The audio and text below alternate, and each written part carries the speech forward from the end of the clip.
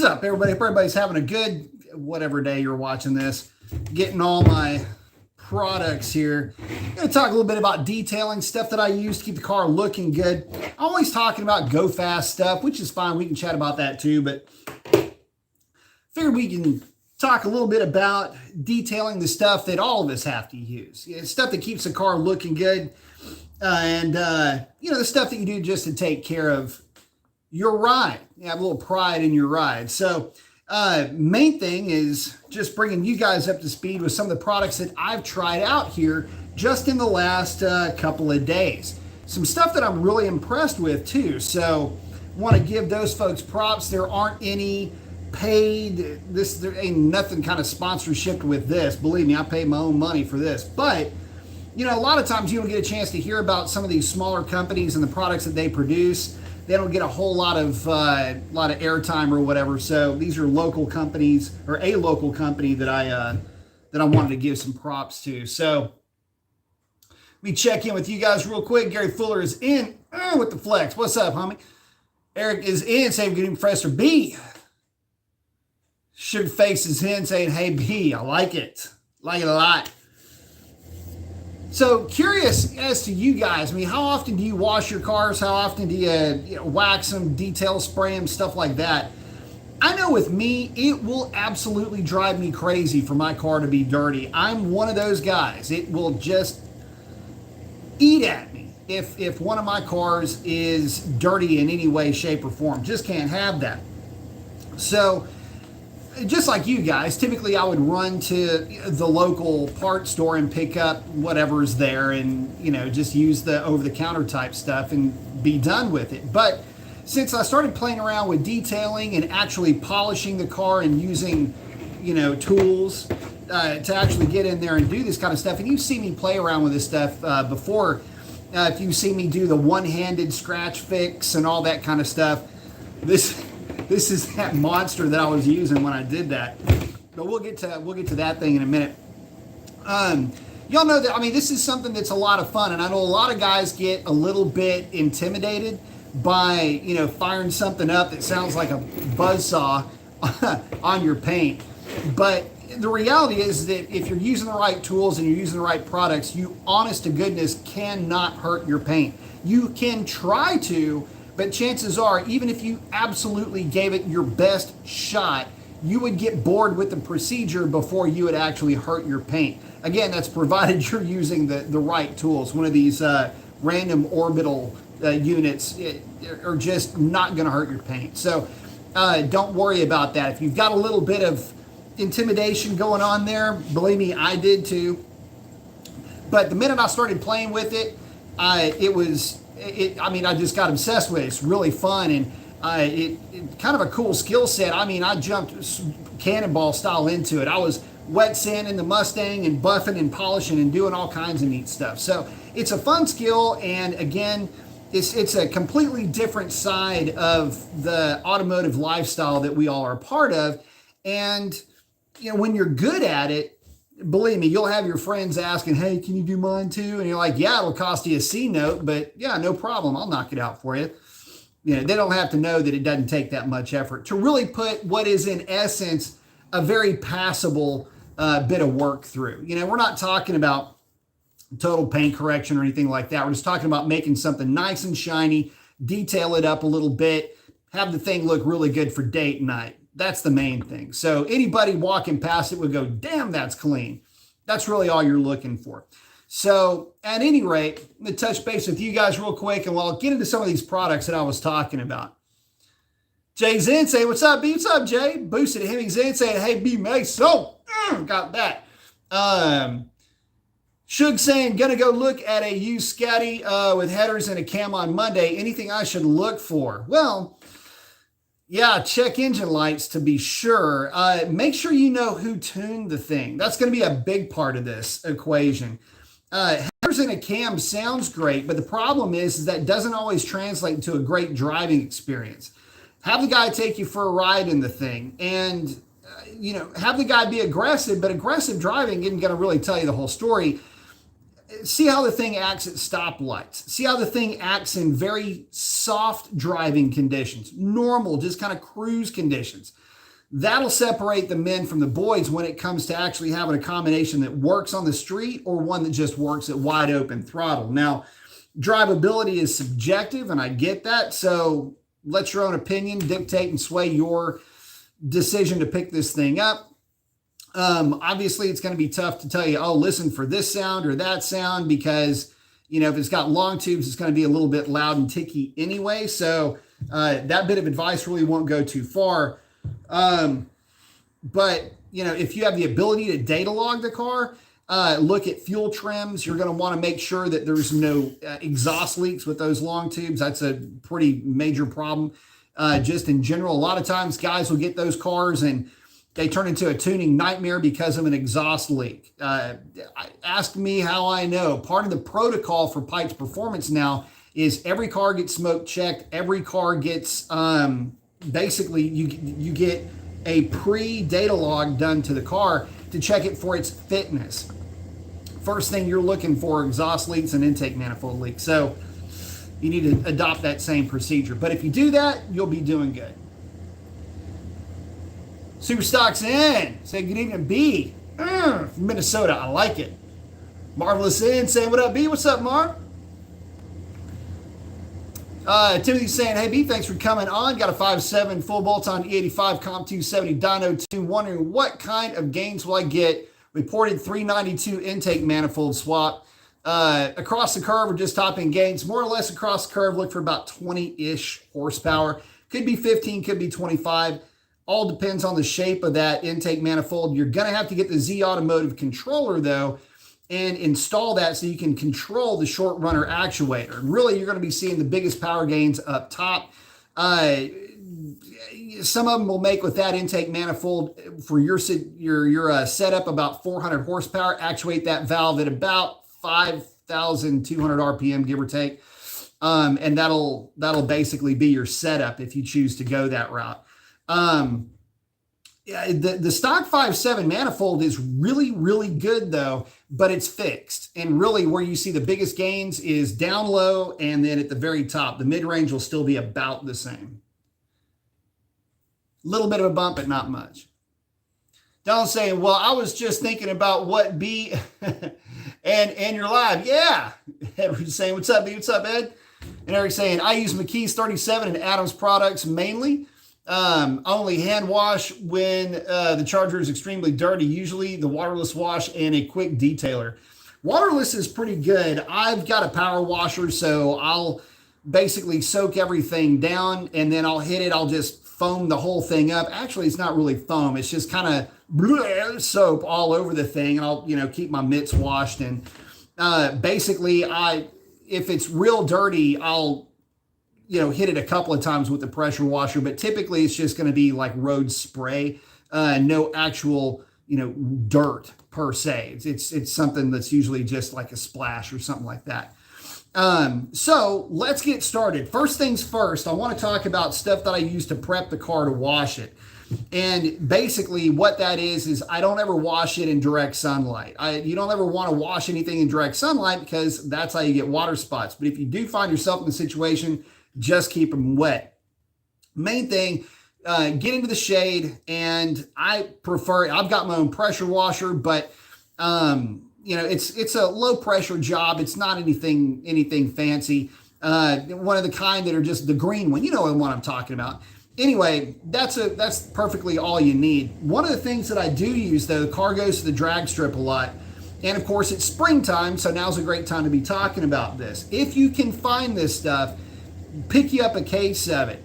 This is by Mothers. This is the instant, instant detailer. This stuff actually works really well as far as just, day-to-day type stuff. Once the car's clean, you can hit it with that. I grabbed the wrong bottle there. I wanted to talk about this by Mothers, the R3. This stuff is a lifesaver. So Mothers R3 Racing Rubber Remover. This is the one I meant to grab. This is actually hard as hell to find. My dad got this as part of like a grab bag at a track event. And the reason why this is so good is if you take your car to the track, hammer it on the car, or it's great for getting bugs and road grime and road tar off of the car. This stuff, it just melts away. And what I do is I use this as a pre-treatment when I take the car out, doing a lot of test hits, doing a lot of burnouts, a lot of drag strip time. This stuff is amazing. But again, it's kind of difficult to find at your local. You're going to have to try to get this. I got this one off of Amazon, and they're actually running a little bit light. So again, as a pre-treatment, Mother's R3 Racing Rubber Remover. And what I'll do is I'll hit the car dry with this. And as I'm getting everything ready to go, this stuff will go to work. By the time I get everything collected, I'll hit it with the pressure washer, and all of that grime and gunk and dead bugs or whatever I've sprayed that thing on come right off of there. This is one of those weird products where it works better than advertised. As a matter of fact, there's really no good marketing on this thing at all. The literature on the back of this thing, it's spray on wipe off cleaner formulated to quickly and safely remove rubber, scuff marks, dirt, soil, and grime from paint, gloss, vinyl, wrap, and just about any other exterior surface. So is advertised to be good with a wrap too. So you guys with the wraps, this might be your new best buddy. But in terms of getting scuff marks, rubber, grime, dead bugs, and everything else, this stuff, get it. R3 Mother's Racing R3 Racing Rubber Remover. Again, you're going to have to do a Google search on that. Probably get it from like Amazon, Walmart.com, or something like that. And I'll put a link in the description on this, for these products here in just a minute. But I hit it dry, hit the car as it's dry with that on cool paint. Typically, it's right behind the tires and the wheels. And again, if you're doing track events, you get brake dust on the car, you get rubber all over the car. This stuff knocks it right out like it's nothing. Mick Shug, thank you very much, man. Saying thanks, thumbs up from Arkansas with the original owner. It's for sale in PA with 30,000 miles, 20 grand with the setup. Nice. Well, appreciate that, buddy. Thank you very much. Very much. And Gary, thank you too, brother, saying appreciate the live chats, man. Thank you guys very much for the contributions. I really appreciate that. That helps me to buy more product. Speaking of costing, I cannot remember the cost of this, but it is no more expensive than a quick detailer. It's the bigger bottle, but it's not really a whole lot more expensive than the actual quick detailer. Again, highly, highly recommend this stuff. That's what it looks like visually, kind of turning it sideways, but that's what it looks like visually. It's got the race car on the front and R3. So that's what you're going to want to look for. Now, as far as the wash goes, anything that goes, any commercially available car wash works just fine. The way I use it is I just fill up the reservoir in the soap sprayer thing for the pressure washer. I'll just fill it up about halfway. And what I'll do is I'll get the car wet, just kind of spray everything, get it nice and wet, and then load up under the wand, I load up that soap gun apparatus and just basically get the whole thing soaked down with soap, a real soapy water, and then soak up my mitt. I've got a microfiber mitt that I use. And that seems to work pretty well. Again, the car usually stays pretty clean, but remember that I'm using that R3. And so a lot of the stuff that would be kind of heavier or whatever comes right off.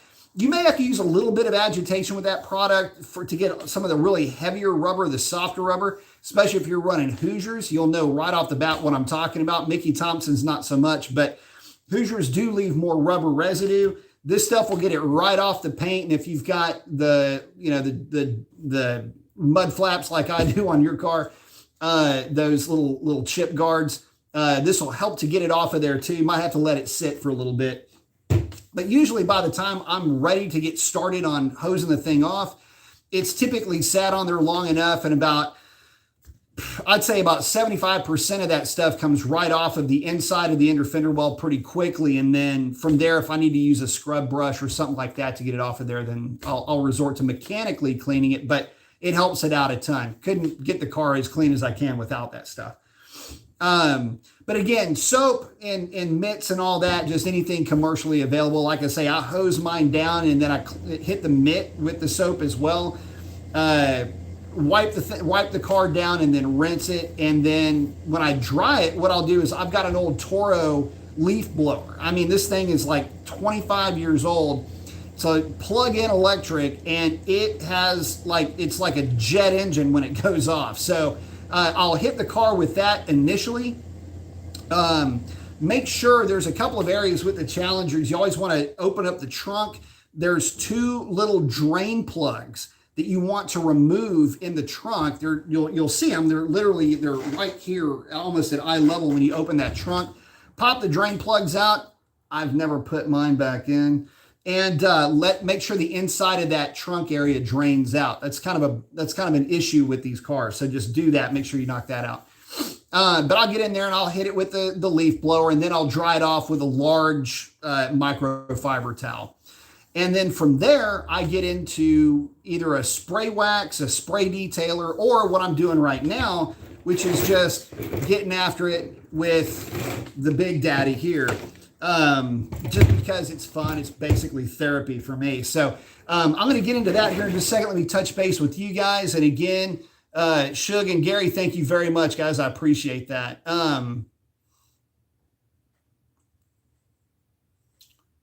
Let's see. Give me Dad saying ceramic coat and rinse for me. Nice. Peter saying I've used Chemical Guys ceramic wax. Hydrosilk works really good. Now it's been ceramic coated. Very nice. The new product line from Turtle Wax are amazing for the price point. I'll tell you what, I'm going to tell you about some products that blew me away in terms of how good they are at a price point here in just a second. We'll say, always wash in the shade. If you want to clay bar, try a thing called a Nano Skin. Works amazing. Takes everything off, lets water bead off the paint. Very good. I always recommend before you hit a car with any mechanical apparatus, or really before you do any significant waxing, I always recommend clay barring the car. Mother's, this is actually the lube that comes in a clay bar kit from Mother's. You would be surprised how much clay bar gets out of and off of your paint. My car is, I'll put it to you like this. My car is so slick, the paint and the wax and the finish. And you guys that are into this will know what I mean. It's so slick you can't feel it. Like you go to touch it and it doesn't react the way the surface has literally no texture to it. It's that flat. It's just that good. So, but that's just for me, just, mindlessly, going through the detail therapy. But again, it's not because of my skill set, for sure. But yeah, there's some new products that are out there that are pretty good. Him saying the WD-40 works pretty well for getting that stuff off. Yes, it does. It can, but the only problem with WD-40 is if you don't get it all off, it can attract dirt. Himmy's also saying, I know you use an Archangel. That is true. I got a C-Tech lithium battery charger tender for my anti-gravity Lifey P04. It's a good battery. And was surprised how well it keeps the battery topped off. My weekly driving wasn't. Oh, it looks like his weekly drive wasn't keeping it charged.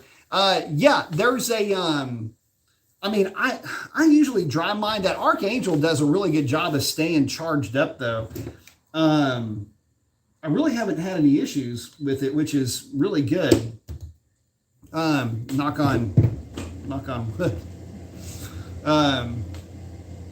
Chuck saying, hello, Mopar Maniacs. Does ceramic coating works as effective as I hear? Works a little bit too effective. As a matter of fact, what used to happen with cars on the dyno is it would get annoying because we would tape wires to the sides of the cars to just keep everything out of the way. Yeah, primarily you're looking at, taping down, it could be a tack lead, it could be, usually it was the O2 sensor. And ceramic coating, the tape wouldn't stick to it. You take blue painter's tape, stick it to it, and it just fall right off. Like it wasn't even there. So yes, ceramic coating can and does work really well. I'm just not, I don't really do the ceramic coating. I'm more into the more traditional stuff. It works really well, but no, ceramic coating does work well. To do it right, you need to have the right products though, and you need to have somebody doing it that knows what they're doing. So let me get into that. First and foremost, what do I recommend or what do I use if you're going to be running one of these contraptions? Well, we just talked about clay bar. Clay bar that thing first. Take half a day, however long it takes you. It's going to be a while. I get it, it's not that fun. But clay bar that thing. You'd be surprised what you get when you clay bar a car. Just the results you can get alone are amazing. Obviously, wash and dry the car first before you clay bar it. A lot of guys would think, oh, I can just get started on it without washing it. No. You have to wash and wax. No waxing. You have to wash it first, and then clay bar it before you jump in the middle of it. Now, what about when you're using your random orbital? Well, let me talk about the random orbital first that I'm using. And yes, that is a ghetto-ass black foam pad. I use these for using really light products. They're crazy cheap. You can get about a Brazilian of these things at Harbor Freight. But the main thing is that there's literally no firmness, no harshness to this thing at all. And I use it for a final polish application. I do like using Chemical Guys Hex.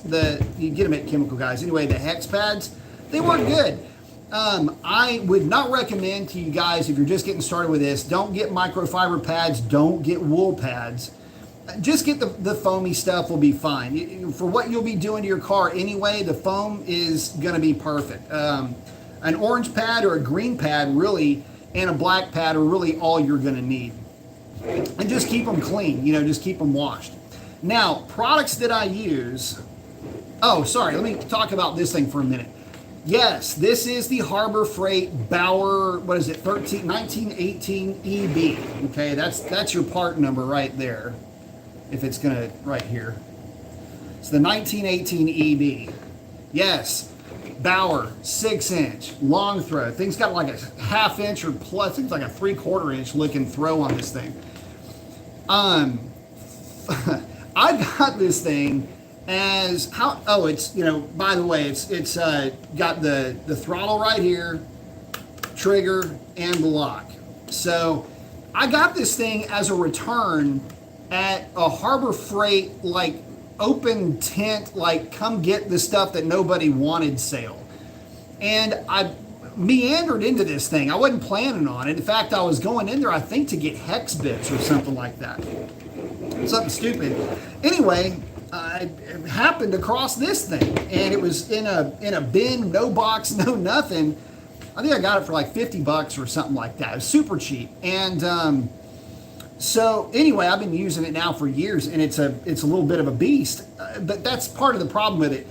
The Rupees and everybody else's, you'll see a little bit more professional type of a product. This thing's kind of heavy. But this is like the Hellcat, if you want to think of it like this. This is the Hellcat of DA random style products. The reason why I say that is it's big, it's heavy, it's meaty as hell, but this thing has a ton of torque. This, on the multiple curves of a Hellcat hood, for example, you cannot get this thing to bog down to where it won't spin. This thing will keep rocking no matter what. Some of the other commercially available stuff you'll find at like Chemical Guys, Detail Garage, things like that, those products are a little bit lower torque.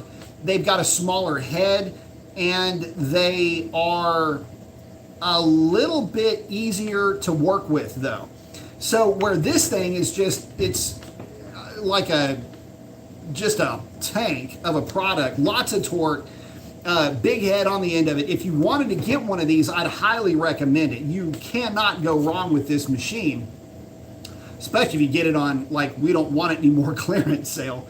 But here's the downside to it, or here's what I would suggest. I would pull the 6-inch head off of this and probably put a 5-inch head on there. And mainly because 5-inch head is going to be a little bit easier to control. It's not going to be as harsh. This thing will wear you out. If you're not used to it, it will literally make your hands go numb if you're not used to working with this thing. So a little bit harsher to work with, but the trade-off is that it's got a lot of torque and will, getting into nooks and crannies and whatever, this thing will not bog down, stop, or anything. So pretty butch piece of equipment. Now, what about the actual products? Well, if you're doing this yourself, you're just getting started in this, you need to know that there are differences between a normal, like a paste type wax, a liquid wax, and then a wax that is made to work with a machine. And you can imagine with the number of swirls that this thing is turning, the number of RPM this thing is turning, and how you're going to use this, the makeup of that wax or that compound or whatever you're doing to the thing has got to have enough lubricity to where you can do,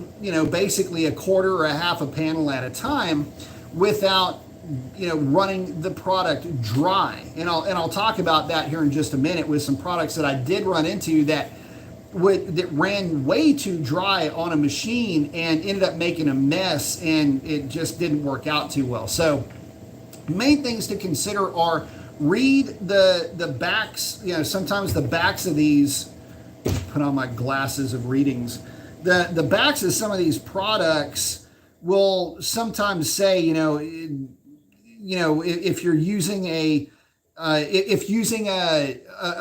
some type of a polisher or something like that, it'll have a machine. This one doesn't, but this is one of the ones that works really good. Anyway, just make sure that product will work with this. The last thing you want is a product, again, that ends up running dry, because when the product runs dry, it can create excessive heat. Swirl marks and things like that can come up that you got to go back and touch back up. It's never something that you want. You want something that has high lubricity and something that you can work with, and that as you're running the product over it, you're not getting a lot of dust, or it's not sending a lot of product all over the place. So I'm going to get into those products here in a minute. Let me catch up with you guys. Cody's saying, honestly, after I wash the car, I just hit it with a quick detailer and that's it. I don't have the patience or the time to get into deep detail, so I just spray the ceramic quick detailer with a microfiber. That's not actually a bad idea. Tony's asking, is that made in America? Are you asking if the Bauer is made in America? I'll be surprised if this thing's made anywhere near. No, this is in Calabasas, California, is where the sticker was made, at least. So I don't know if it was assembled in Calabasas, California from Chinese parts, but it says Calabasas on the sticker. So there you go on that one.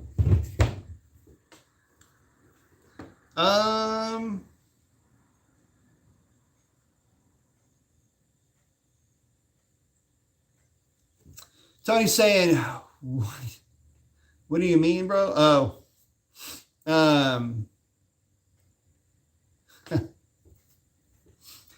Tony's asking, what wax is best for summer? There's really not a best wax necessarily for summer. The products that I'll be showing you guys work great year-round. So at least they work really well for me year-round. Will saying, I love my rupees, been a professional detailer for 13 years. It's the Mercedes of polishers. We're going to be talking about one of those rupees products here in just a minute that I'm very impressed with, by the way. So I'm glad you brought it up. In fact, the Uno Protect is a one-step polish and sealant. This thing, this little guy here, interesting, using all these other, you got chemical guys over here. I got some Griot stuff. This stuff is actually really good. And I was surprised what the car looked like when I was done with this particular product, even using this crappy pad that I'm using. The funny thing about it, well, I'll get to it, my impressions of it here in a minute, but the main thing that I came away with it is, of the products that I have used on this car, the Rupees Uno 1, it has the best visual pop to it of all the products that I've tried. So good call on the Rupees. So I'm saying, sup, B? Sup, man? Slash saying, sub, dude. Tony saying, Calabasas strong. Absolutely. Mike saying, had the worst luck with car washes. Bought a pressure washer during my vacation in February. Winter has been a total disaster ever since I cured myself. Hey, so I'll tell you something funny. So I took the work truck through the car wash today. This is literally what happened today. So I'm sitting behind this lady in one of these crossover things, right? And the guy's waving her forward, and he gets her kind of part, it's one of these kind where you get to go on a ride, right? It's one of those types. And he gets the lady started in the track, and I guess she put her thing in park.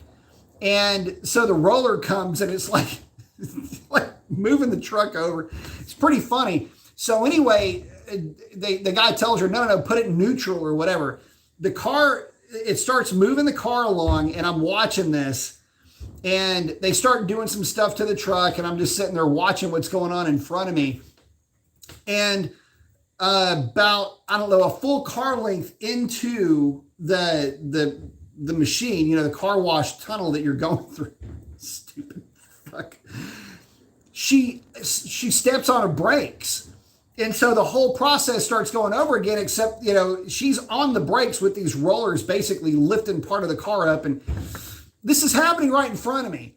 So the guys are doing something, and I'm like, dude, I'm pointing. I'm like, hey, that dumbass, tell her to, they had to hit the panic button and shut the entire apparatus down so they could go explain to this lady to take her foot off of the brake.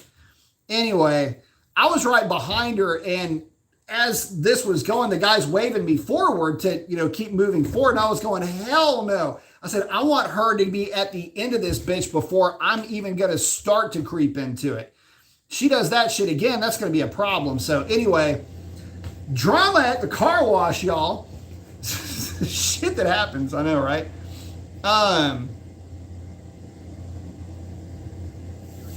Oh, Tony's asking, microfiber is the least abrasive?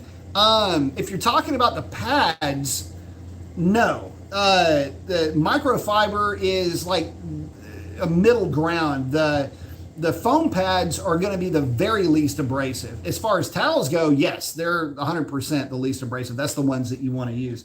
It's these guys, the little blue or green or yellow microfibers. But if you imagine this, any kind of cloth instead of a foam, it's going to be pretty stout. So,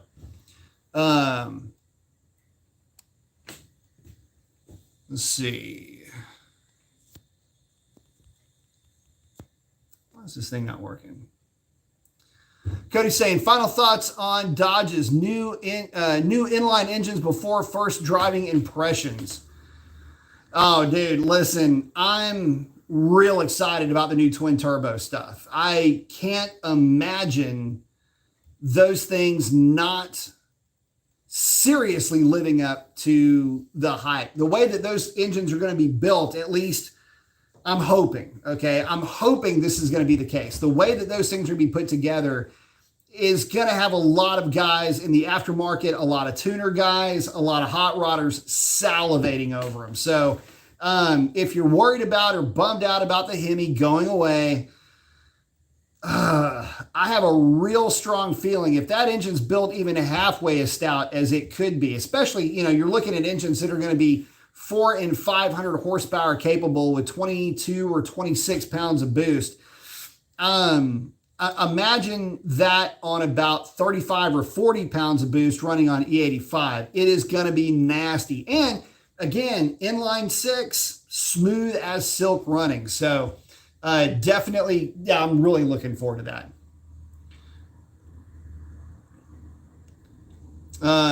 Oh, thanks, Tony. Appreciate that, buddy. Saying B makes the best of the game. I like it. Not quite the best, but ain't half bad. Like saying, though I'm glad I decided to be lazy yesterday, since today I was pure wind followed by diagonal soft hail. Ugh. Every car in my lot looks like a total ass now. Ugh. Talk about Karen holding up the car wash for sure.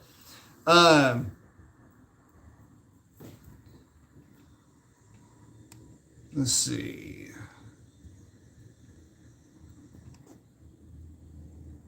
Bear with me just 1 second here. All right. So let's get to talking about the actual products. First of all, I want to give a quick shout out to, and again, this isn't a paid thing or anything like that. This is a local company. I got this from a place right down the street, a place called Detail Garage. And for you guys that are pros, you may know about these products. I don't do this for a living. I just like to do it for fun. But this stuff from CB Chemical, this is their Wipe and Shine product.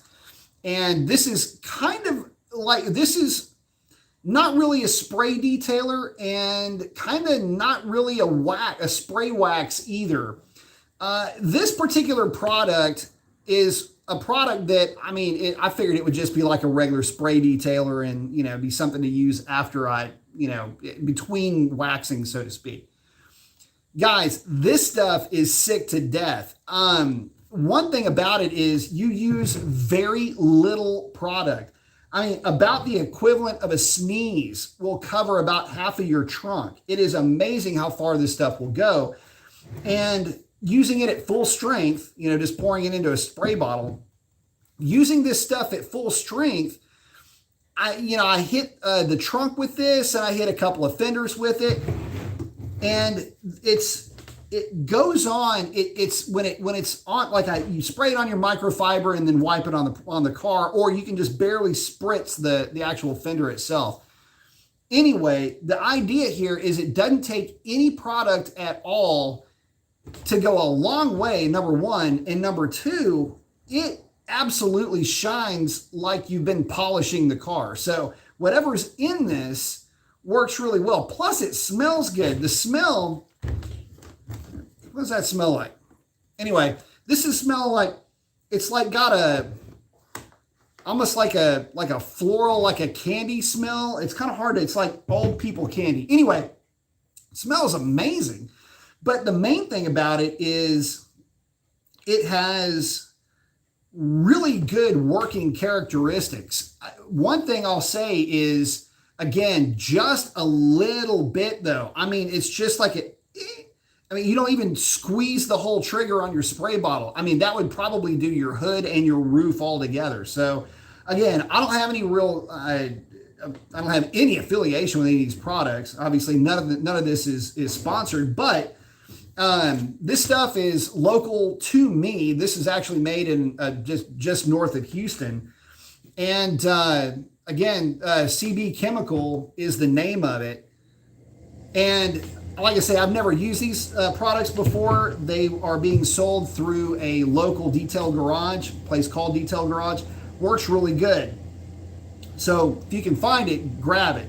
Another product from CB Chemical is their glass cleaner. Now you might think, oh, come on, you're talking about glass cleaner, get real. Well, this stuff's actually really good. Oh, by the way, in terms of price, this is, what is this, like a gallon or whatever this is? I think this was like $25 or something like that. It's 20 something dollars. And you get this whole amount here. And by the way, this, with the way that you use this, I mean, this is practically a lifetime supply. This is how much it took to fill my spray bottle, and I can tell you, I'm not going to be using too much of it every time I work on the car because, again, a little bit goes a real long way, and I mean, it is well worth every penny. High value for dollar with these CB Chemical products. But again, the glass cleaner, this stuff is awesome. It's an ammonia-free glass cleaner, no streaks at all when I use this, and when I did use it, I was using it to get dead bugs off my windshield. So you guys know I've been doing a lot of data logging with the car. I've been doing a ton of some of the most boring data logs and boring tuning changes to the car you can possibly dream up. It is all at applied torque levels less than like 200 or 250 foot-pounds, which means you're just barely in the throttle. And it's just perfecting shift points, perfecting how the car does shift. A lot of this has to do with the fact the car's got a 309 gear. And I know that you guys know that you don't have to tune for putting a 309 gear in your car. but in a way you kind of do. There's some algorithms that we don't have access to that are load-based algorithms, and those have to do with torque management and how much timing is pulled and how it views load and all this other crap in between shifts. And it can make certain driving conditions, you have to be real picky to pick up on it, but anyway, it can make certain driving conditions, the car will act a little bit weird with how it's applying, or really I should say removing and then reapplying timing. So anyway, I tuned all that out of the car, but it was a process to do it. Anyway, a lot of cruising at like 50 miles an hour, getting in the car. Anyway, had a ton of dead bugs because it's springtime. Boy, this is a long way to get to the point, isn't it? Anyway, the CB Chemical product got all that stuff off the windshield, streak free, very low effort at all, no effort, honestly. Just used paper towels and this stuff, and bam, it was done. So again, CB Chemical, they're out of Conroe, Texas, made here in the States. Quality and value for dollar is extremely high. Again, I think this was like 25 or 29 bucks if I remember correctly. Not very much. And then the glass cleaner I think was a whopping 15 for this thing. Again, ammonia free. So I'm assuming this would be, I'm not going to promise this, but it's probably, okay to use on tint because it's ammonia free. Check the specs on that. I wouldn't have any problem using it on anything though, especially with the high quality that they are. So let me check in with you guys real quick and then I will check back in. Let's see. Oh, Mike's asking, what's a good car soap that you like? I usually stick to Meguiar's Gold Class or Chemical Guys. I actually use Gold Class. That's what I was using today. I don't have it here. Anyway, that's what I fill that reservoir up and then just basically just hose the car down with the soap and that thing. Works really, really well. And I've always liked that particular soap because it comes off really easy.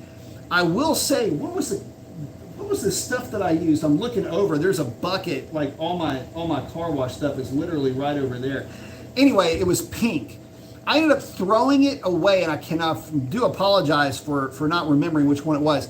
This stuff was terrible. It left a residue on everything on the car, and it was one of these deals where there just wasn't enough water and scrubbing you could do to get. I had to basically rewash the car and wash all of this. Even you wash it, you rinse it, you try to dry it. It was just funky as hell. And anyway, it was pink. So yes, I'm using the gold, the Meguiar's Gold, and that's what I'll typically use.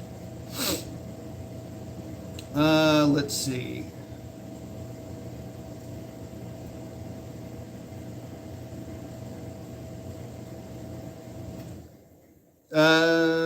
Let's see. Chuck's saying swirl scratches best removal is my electric buffer with Meguiar's Quick Wax, or no.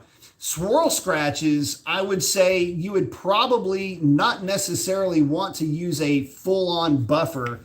Swirl stuff, I would use a DA with, well, we can talk about that real quickly. If they're really light, stuff you can get at the local like O'Reilly's, whatever you got is a local around you, Advanced, AutoZone, what have you. You can always get the Griots Complete.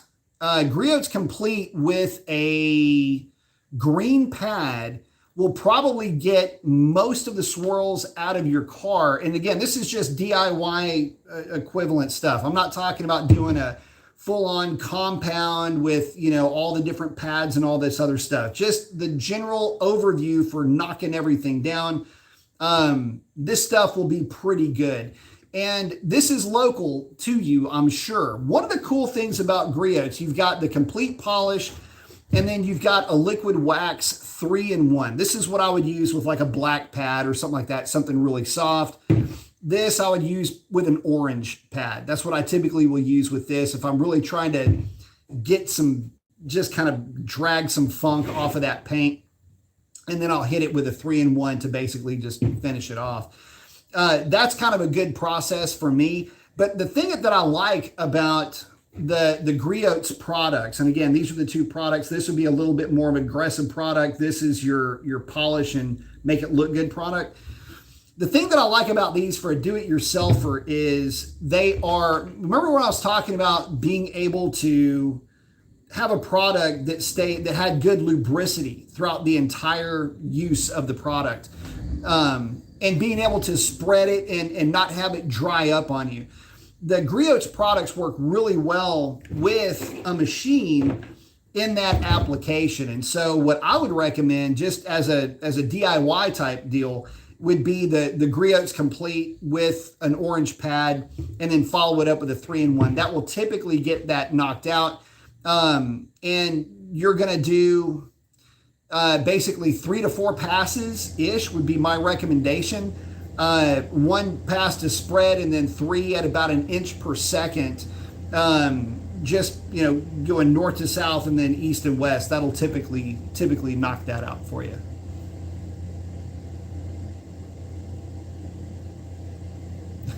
Someone's saying old people candy.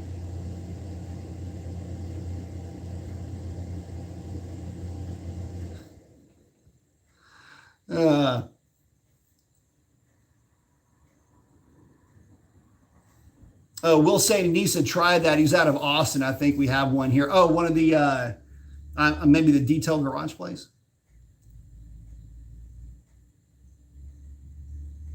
Cody's asking, doesn't the newer 2019 Plus RTs use 309 gears? Yes, some of them do. Yes. Check on that, though, because I have heard of some with 262s. I know the 6s do. Some of the RTs may also, but check in on that. If they made the switch to all of them having 309s, that would be really good. But I thought that they still had the 262s. But check on that. If they should all be to 309s now, though, now that you mention it. Mike's saying, also, I picked up a random orbital, and I've never used one before. Any tips or tricks when using it?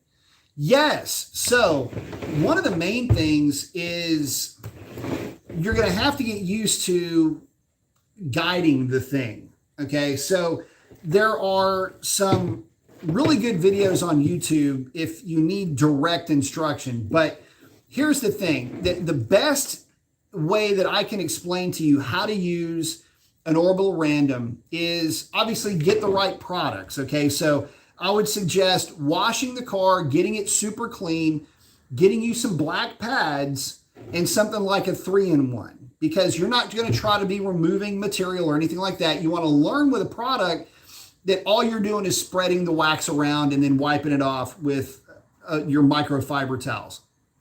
So grab the product. The trick when you're just spreading material is you start off with just 2 or rather 3 or 4 dots of this type of a material, at least with Griot's, because this stuff goes a long, long way. Just 3 or 4 dime-sized dots. And what you're going to do is you're going to go through and just kind of tap out the product onto the paint. And what you're doing is you're just kind of lightly spreading it. You're going to start off on your minimum setting, which would be right there. And I like to spread the product onto the paint in a nice, cool area. I like to spread the product onto the paint on low. And you're going to work in an area that's about maybe 3 by 2.5 or 3 by 3 at a time. And what you're going to do is you're going to go, I like to spread the material. I go east and west up to where I'm going to stop, come back. So east and west, I'll come up, go north and south. And when I go north and south, I'll go from a minimum setting and I'll bump it up to like a 4 or a 5, because all you're doing initially is just spreading wax. You're not trying to remove any top layers of anything. You're not trying to cut swirl marks or anything like that. You're just spreading a sealer onto the paint. So you're going to go east-west, and as you start moving back, you're going to spool up the thing to about 4 or 5 on this thing. About a little bit more than halfway. Do your north and south, and then come back and do your east and west again. And then when as you're coming to a stop, just take your finger off the trigger, let the machine start to slow down, and then lift it. You never want to be wide open with the machine getting on the paint. You'll spray that crap all over everywhere. I like to start off kind of light. And what I'll do is when I'm first applying it, you'll see me kind of tilt the machine just a little bit, just like that as I'm moving it around, just so that as I'm spreading it, I'm just barely kind of moving the thing, not digging into the paint or anything. You want to try to keep it flat, but when you're first getting started, if you put too much material down, you'll be slinging the stuff all over the place. So that'll help you kind of keep from slinging material. The good thing is you'll be just putting on wax, so there is no dojo or sensei in all of this. You're just spreading wax. And when you're done, I usually will kill it. And as it's slowing down, I'll take my finger off the trigger. And then as it's slowing down, I'll lift it up. Obviously, you never want to put the pad down on dirt or anything like that. Keep everything nice and clean. Keep your pads clean. Also, that's another big deal. I wash mine. But that's really it. You cannot hurt your paint with these things. So don't be freaked out about that. It's always fun if you've got some funky paint that you're going to be working on to tape off part of it so you can see really what the big difference is. That's always a fun reveal. I'll still do that every once in a while, depending on what I'm playing with. But yeah, that's kind of fun when you first get into it to really see the difference. But from there, you can start getting a little bit more aggressive. Again, from there you'll go with like one of these Griot's complete polish type products and an orange pad and hit it with the orange and then come back and seal it with a 3-in-1. And that's always a fun thing. And you can do that in bits and pieces too. So, they're just a lot of fun. Let's see.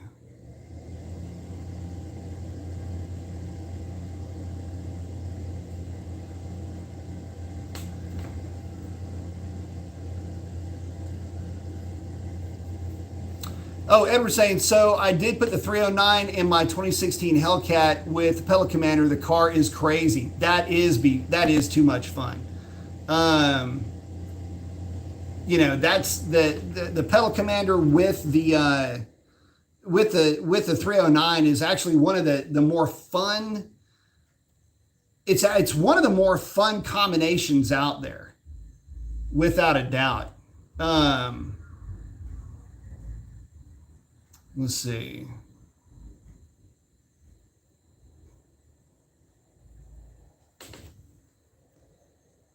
Bear with me here.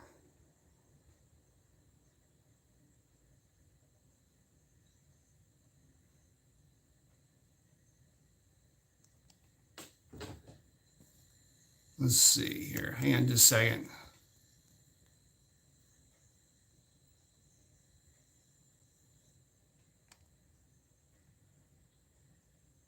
God, this phone is driving me nuts. Okay. So getting back to it. Now, rupees was brought up a minute ago. When you start getting into some of the higher end products, you can really start getting to some more specialized products. This is a one-step polish and sealant. It's kind of like a 3-in-1, but this is going to be a little bit more for a very final step in the procedure of washing, waxing. You're going to do a true polish and then do a sealant at the very end. That is that's kind of like a full-on process though. But what I wanted to talk about with this, if you're thinking about getting this product, this Uno, the results with this product on my car were amazing. The only weird part about it is that it practically disappears once it hits the paint. That's not to say that it's bad. It doesn't dust at all. As a matter of fact, this particular product here is amazing with how easy it goes on the car and comes right off.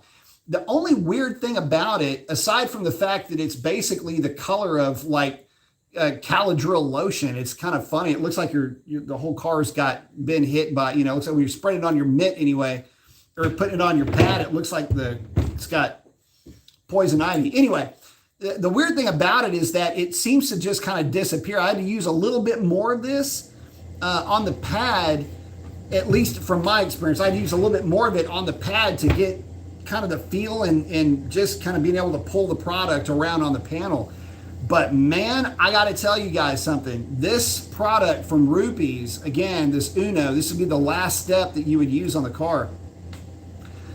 The luster in the paint is absolutely amazing. It's like where your 3-in-1 from Griots is pretty good. Like you wouldn't ever say that it was bad. You would never say that it was even close to being bad in terms of just how shiny it was. But again, just from like you look at it and go, damn, that thing looks good.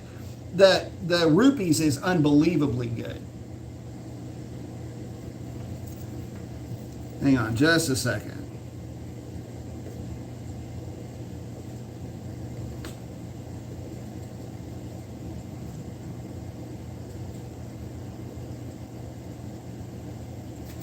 All right.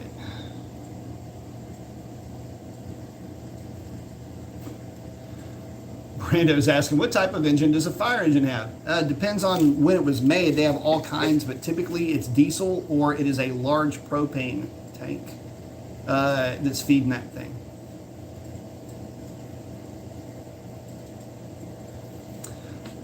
Let's see, Cody's asking, at will, for sure, if I can get a newer RT under 40 grand. Yeah, the newer RTs are nice though, guys. I mean, this is the thing with the RT. People forget just how good that car is.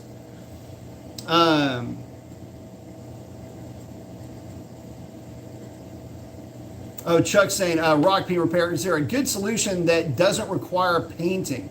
I don't want my RT shaker to look like an amateur hack job.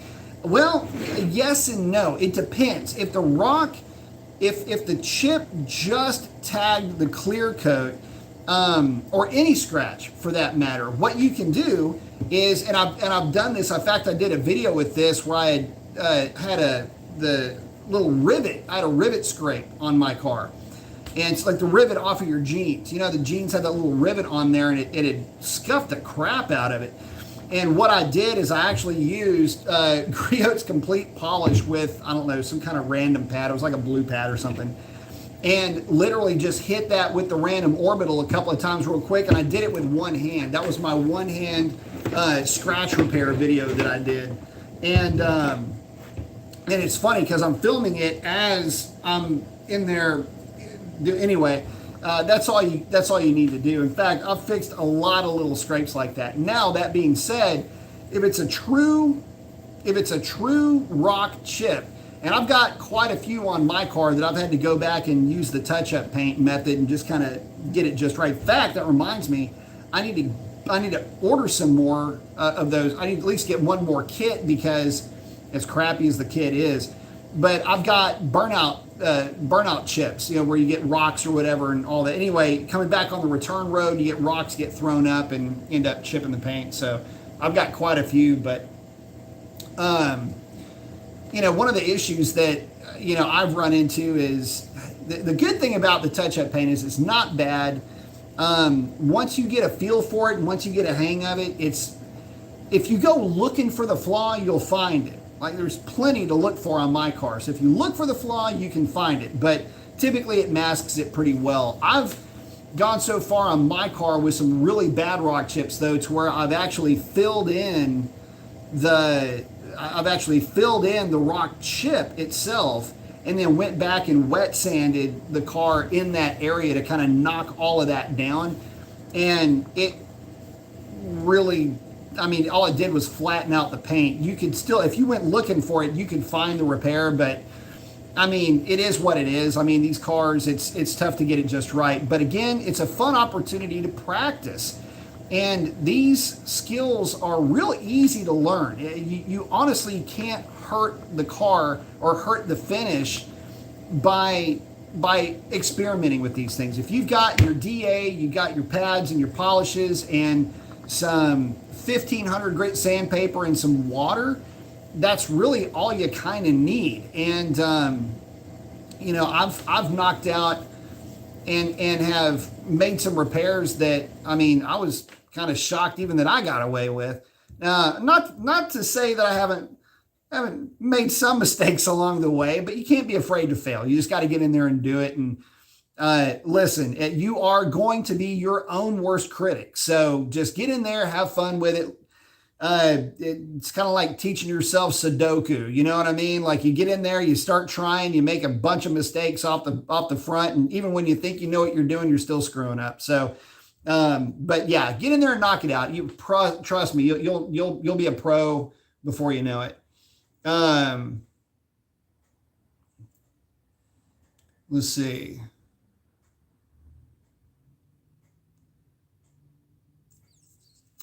Brando's asking if I'm into semi trucks. What's your favorite kind of semi? Is it Peterbilt? Be a Freightliner, man. Freightliner's the original hot rod. So, I haven't kept up with a lot of them, but yeah, anything with a big cat and a big turbo is can't go wrong with it. Will saying cannot go wrong with rupees. Love that stuff. Yeah. So check this out, Will. Talking about the rupees, man, this stuff is amazing. The results are off the charts as far as how good as this product performed. I mean, this is one of the weird products. This is a lot like the CB chemical product. But just as far as like, man, this stuff's really good, like performing above and beyond what I had expected it to do. With the weird thing about the rupees product being that I did have to use more product that I was used to using.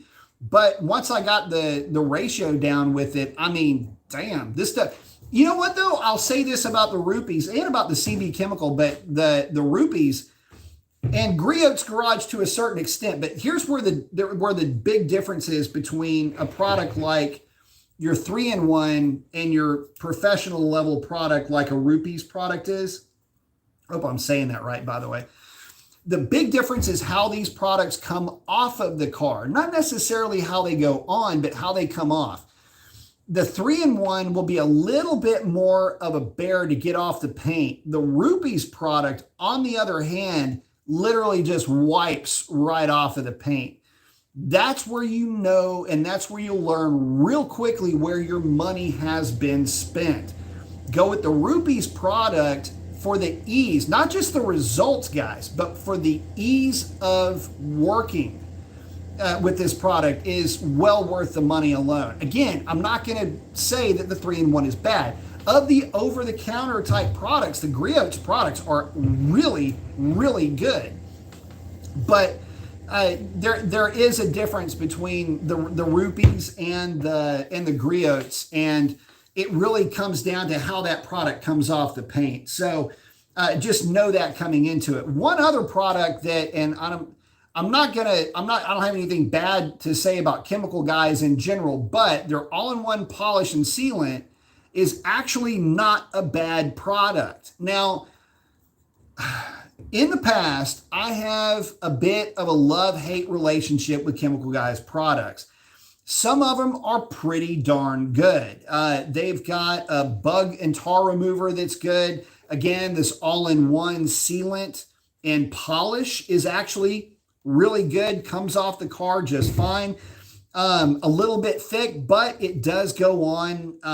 It does spread well, and you get a lot of coverage, per the application. That's 3, maybe 4 at the most dime size dollops on your pad. That product works really well. The products that I have had no luck with, unfortunately, with the chemical guys products have been in their compounds. When I've needed to use a more aggressive product, the chemical guys product, I found that I had to cut their compounds with a product like a detailer spray, because they just dried out so fast. I mean, they would go from being just perfectly fine and very workable products, but within a very small area, and that's not very convenient. In fact, for their, I think it's number 32 or 28 or whatever it was, the compound that I was using, I ended up just getting regular McGuire's compound for the project that I was working on in that respect. And that stuff worked great as far as cutting a lot of the bad old clear cut out. I actually cut all of the clear cut out, honestly. because it was all bad. Anyway, but between that and wet sanding that thing, probably need to re-clear it. It might make it look better, but anyway, that's on the Mustang. Long story short, the ease of workability is a huge part of what makes this aspect of the hobby so much fun. And using, a product like Griots is good, but the rupees, man, I mean, look, the stuff works really well, and the results, it works. And when I say works, I mean it's easy to work with, and the results really do speak for themselves.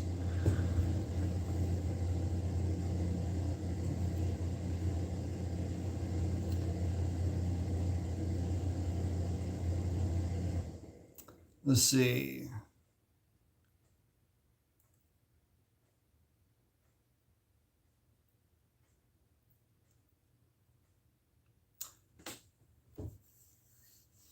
Oh, Chuck's saying one ping is on the front of my roof. The other's on the driver's side front quarter panel.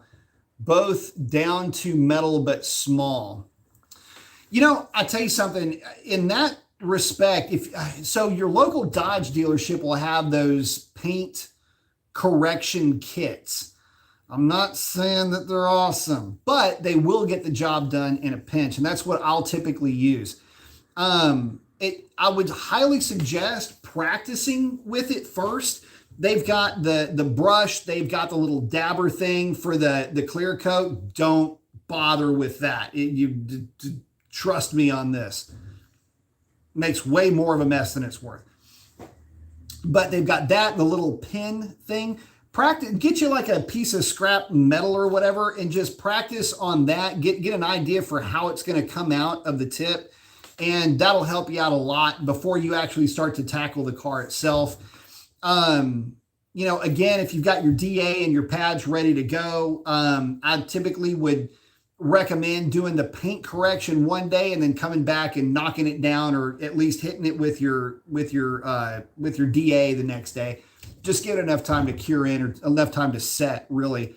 And a lot of times with me, if I'm being honest, I'll do the paint correction thing or whatever I'm doing, and then I'll forget about, I'll be busy with work stuff, doing other things. And then by the time I get around to it, it's usually 2 or 3 days later that I end up knocking it out. So,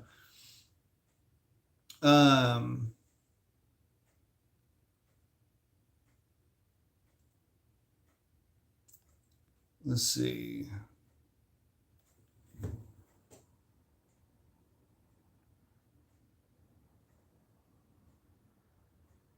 But I say, Charlie Sunday cruising.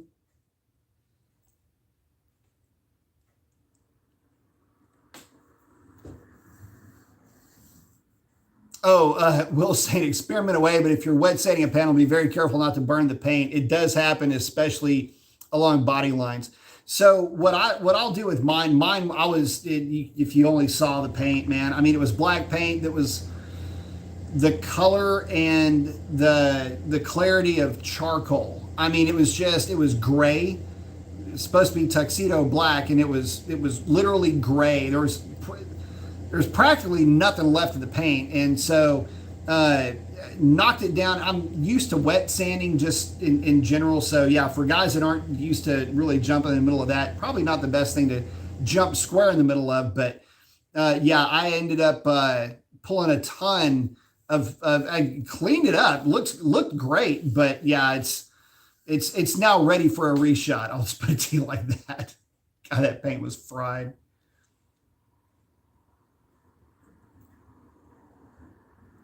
Moto X saying fueled up and ready to go. I like it.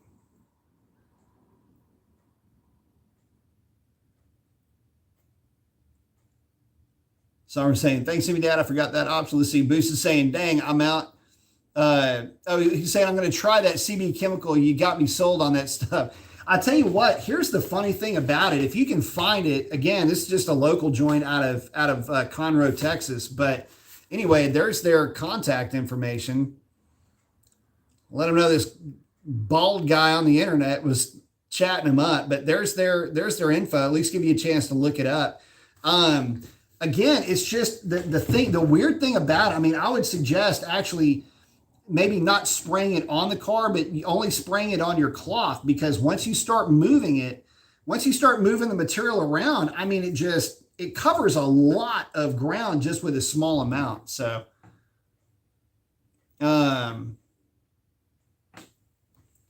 Tony's saying Chemical Guys is legit. You know, the funny thing about Chemical Guys is it's, like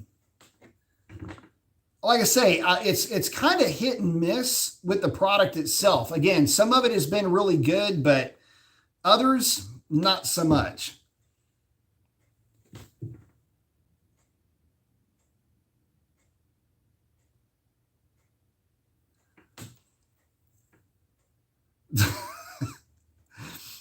Brando Will Smith, his cousin, for some blasphemy. I like it. Oh, Sovereign saying I've used Chip-X. Good stuff. Was able to match my car perfectly. Sovereign's asking if I ever heard of Chip-X. Man, to be honest with you, if I had, I may not have even noticed the actual brand itself. Whoa, what the hell was that? Got a crazy shot of me there for a minute.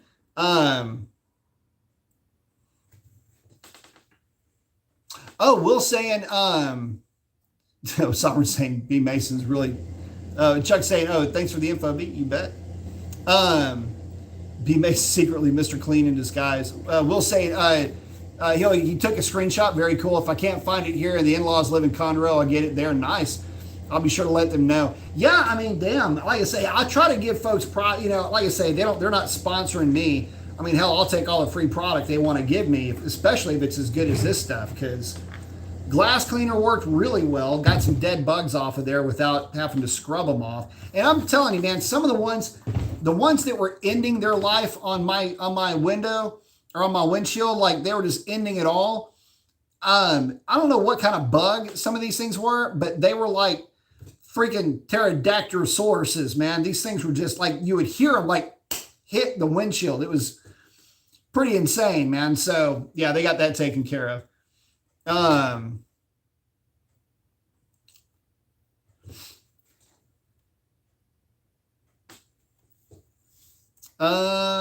Coach asking thoughts on WrestleMania last week. I didn't catch it, man.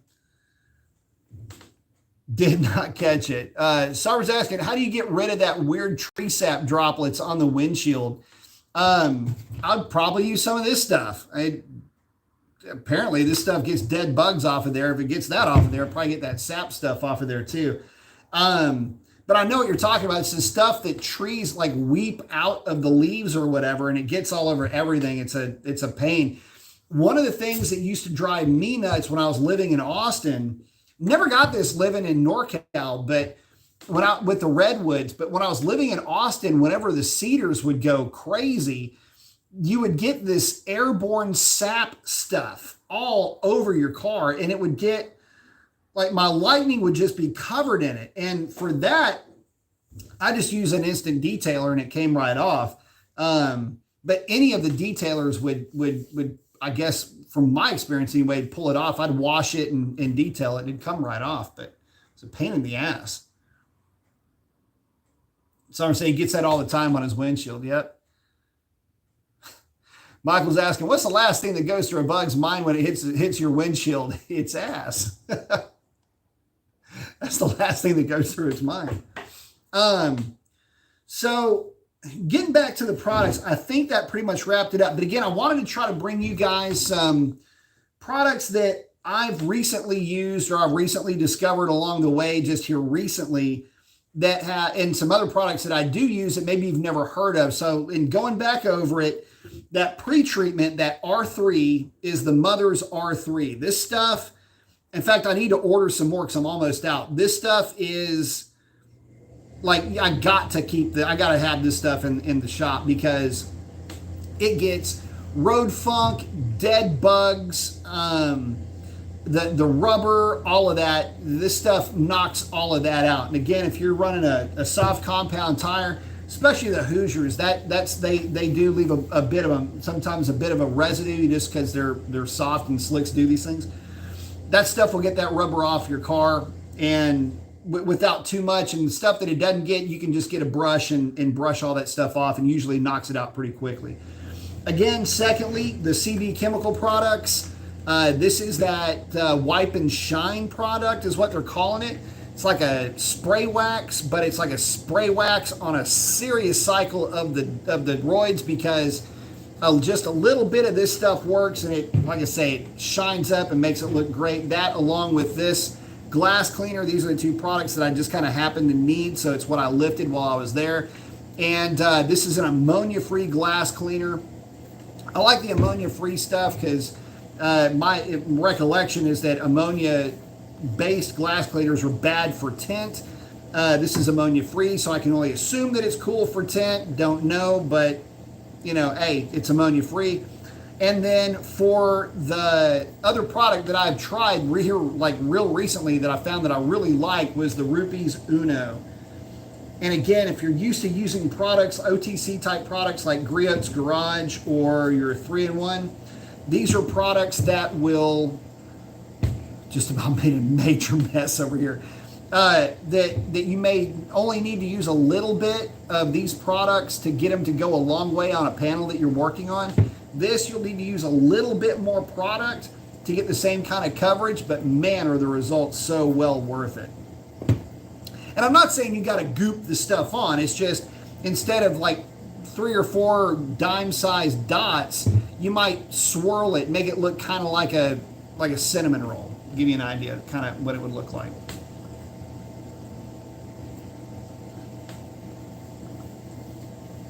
Oh, Sovereign's asking, what do you use to clean the inside of the windshield? I've got a tool for that. I'm glad you asked. I'll be right back. Talk amongst yourselves. Hang on.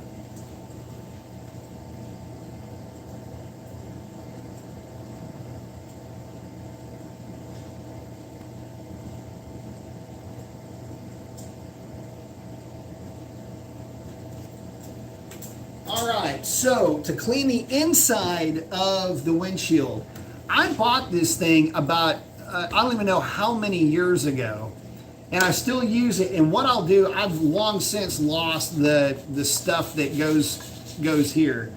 So what I'll do is I'll just take a microfiber cloth and just kind of stick it on here, and that foam actually kind of holds onto it. And it's got a pointy end, and it's got kind of a flatter end, and you can just kind of flip back and forth between the two.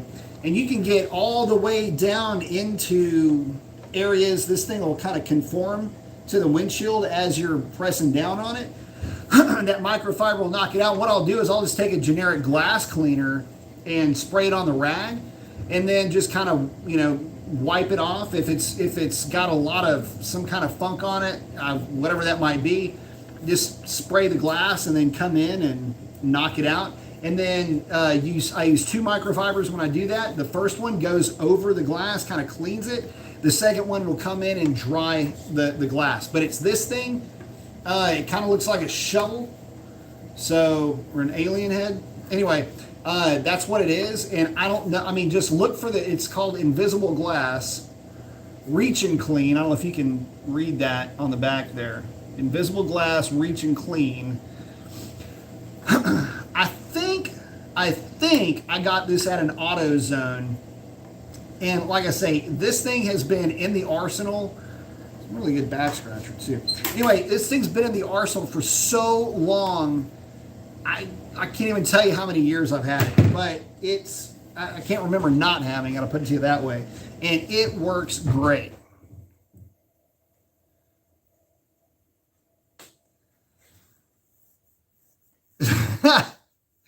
Junior's saying the reason you have so many bugs on your windshield, they get the front seat on the quarter mile. Yeah, they do. Someone saying, interesting, said, I don't notice funk until the window fogs up, then it looks like hell. I know, right? But yeah, that's oh, cool. You found it on Amazon. Yeah, so you'll see on there, there's different attachments that go on this thing. It's got like these little diapers that go around it. One of them is actually a microfiber. I just have no clue what happened. Whenever I moved, I don't know what happened to my microfiber. It's looks like a little hairnet. Anyway, that's what I would use, and I would just spray that thing down. And anyway, it works great either way, but yeah, that's the one that you want, that invisible glass. Ooh, it says it right there, the invisible glass wipe and shine. Like I say, I've had it for, man, I don't know, maybe I got it when they first came out, because I've had that thing for years.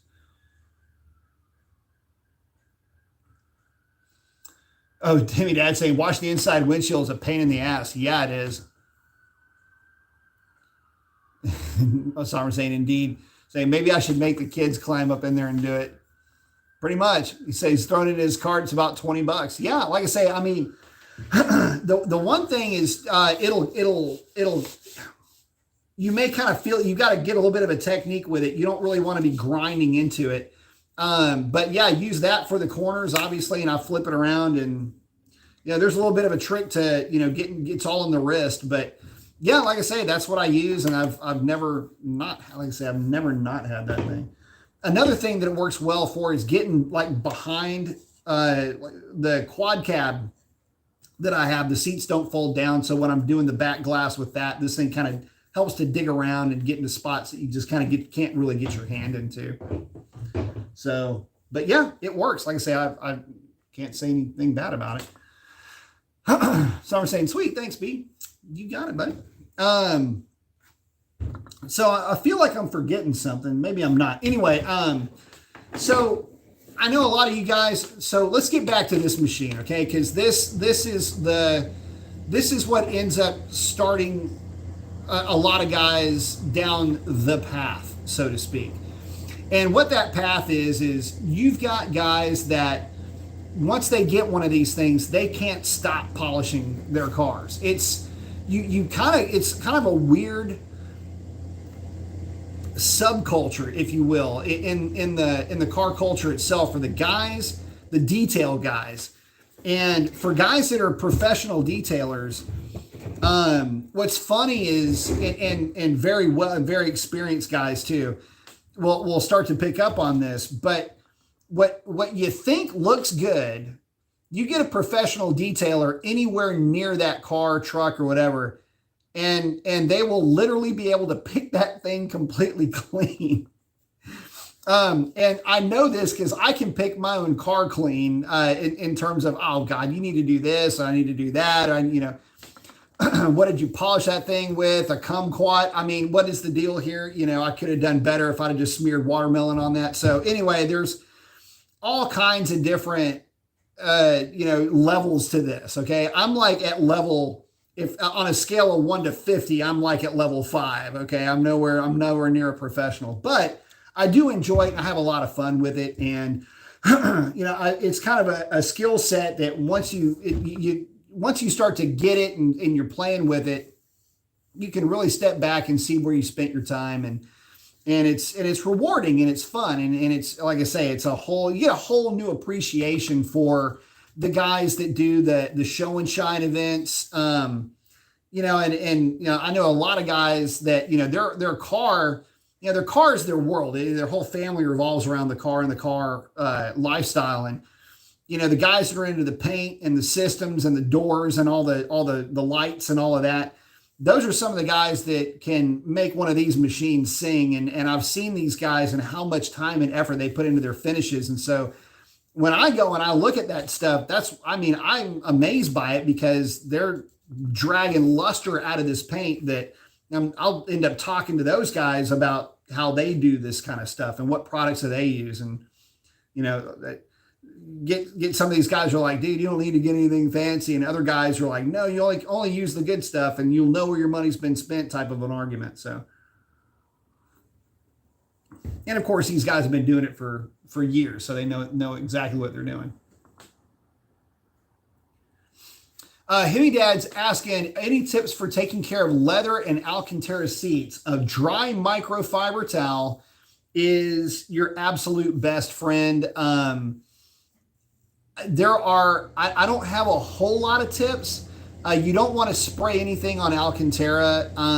You mainly want to just get in there and brush it. I've never heard of any type of a product that you would ever spray onto Alcantara. I mean, aside from like a Scotch Guard or something like that, and even then, suede, basically Alcantara. And even then, I don't know that that's 100% recommended. But I'm sure there's somebody out there that would know way better than me on that. But the main thing that I know about it is dry, and I mean dry, nothing on it, microfiber, and just lightly kind of just brushing that stuff and petting it. Don't swirl it. I think with that stuff, you just all want to go in one direction, the direction of the nap of the actual Alcantara itself.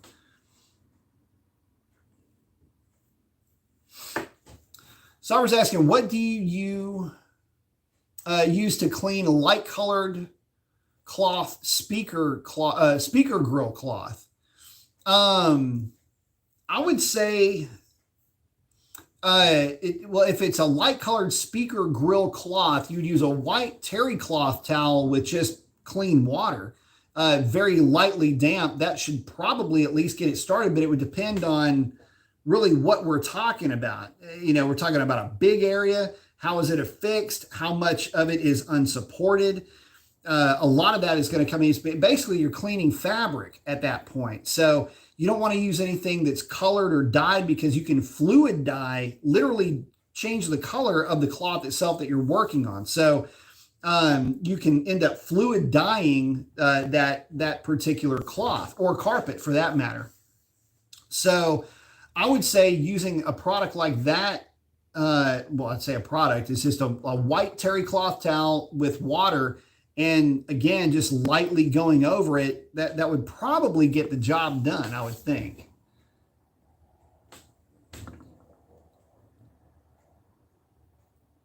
Oh, Sovereign saying he's got some cloth speaker grill covers that have some sort of a water stain or something on them. If they can be removed, then if the grill cover can be removed, then it's obviously a whole lot easier. They can be removed, then you take that off, get your Tide or something like that, with a white terry cloth towel, spritz it with water, and just kind of use a liquid clothes wash. Don't use a powder. Use a liquid clothes washing detergent. Very very light mix. You can put maybe just about a half a centimeter in a spray bottle with about that much water. Give it a good shake to mix it, and just spray it on there, and then potentially just spray it off with water if it can be removed. That would probably do the trick. And again, you're just going to treat it like you're washing any other fabric that would get dirty. And the main thing is just be gentle with it, and don't be too rough with it, to where if it has any adhesives, you want to make sure that adhesive doesn't delaminate or doesn't dissolve, basically, because it has too much water on it. So lots of things to think about in the cleaning of that. So good question.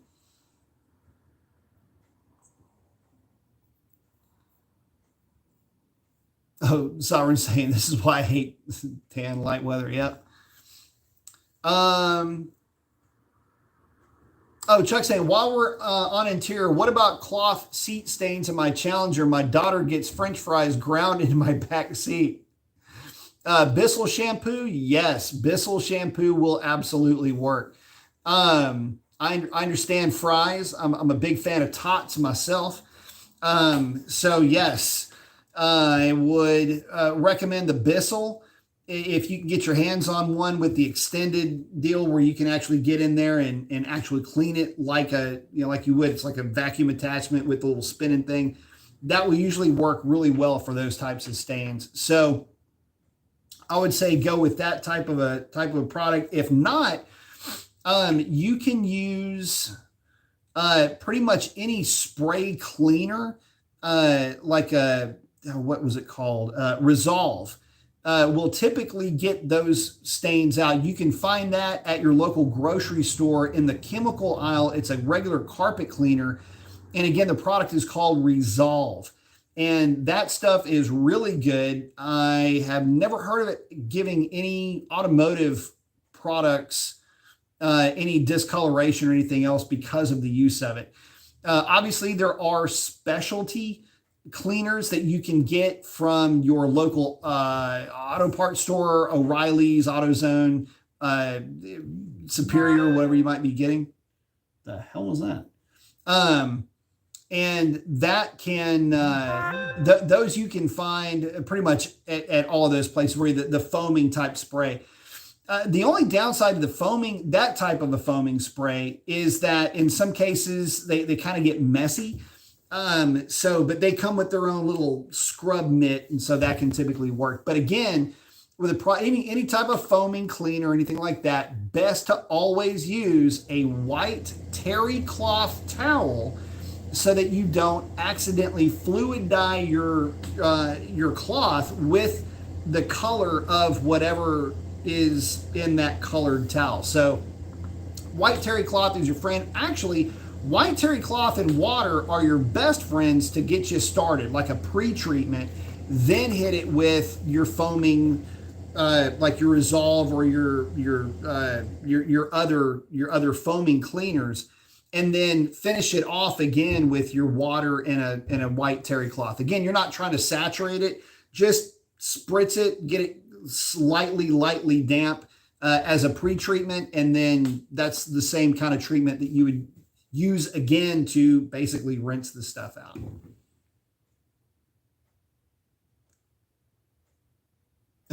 Someone saying, "Oh no," saying Chuck, this could be a nightmare. Himmy's asking, "Do you use any tire shine?" I tried, but it gets everywhere. Yes, I do.